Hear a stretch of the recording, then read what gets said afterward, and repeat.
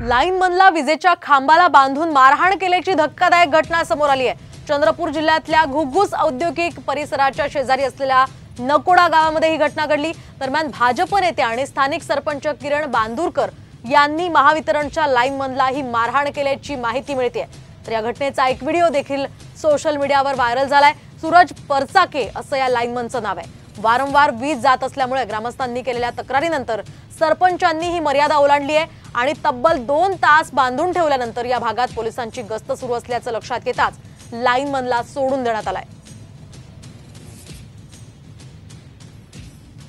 अतिशय धक्कादायक घटना ही खरं तर म्हणावी लागेल। एकीकडे महावितरणच्या कर्मचाऱ्यांना कुठे मारहाण केली जाते तर कुठे अशा प्रकारे बांधून ठेवलं जाते, त्यामुळे महावितरणमध्ये काम करणाऱ्या कर्मचाऱ्यांची सुरक्षितता ही धोक्यात आल्याचं आपण पाहू शकतोय। चंद्रपूरमधल्या घुग्गुस परिसरातली ही घटना आहे। सरपंचांनी महावितरणच्या लाईनमनला चक्क 2 तास बांधून ठेवलेलं होतं आणि त्याला मारहाण केल्याची सुद्धा माहिती मिळते।